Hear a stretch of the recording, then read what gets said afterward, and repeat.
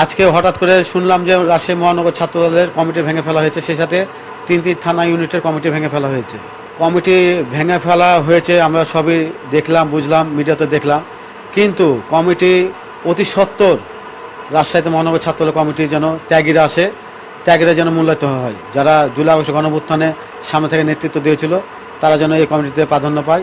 সে সাথে আমি বলবো রাজশাহী মহানগর বিএনপির কমিটি দীর্ঘদিন ধরে হয়নি, অনেক দিন হয়ে গেল রাজশাহী মহানগর বিএনপির কাউন্সিল হয়ে গেছে, কিন্তু এখনও পর্যন্ত মহানগর বিএনপির কোনো কমিটি আমরা দেখতে পাচ্ছি না।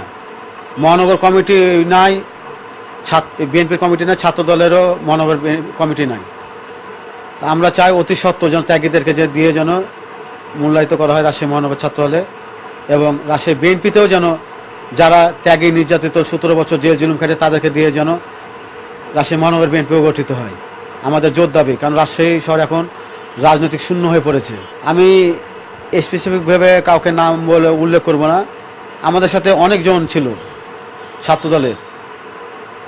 জুলাই আগস্ট গণঅভ্যুত্থানে স্বৈরাচারী হাসিনাকে পতনের জন্য তারা রাজপথে রক্ত রঞ্জিত হয়েছে, অনেকের ভূমিকা আছে। আমরা চাই তাদেরকে যেন মূল্যায়িত করা হয়।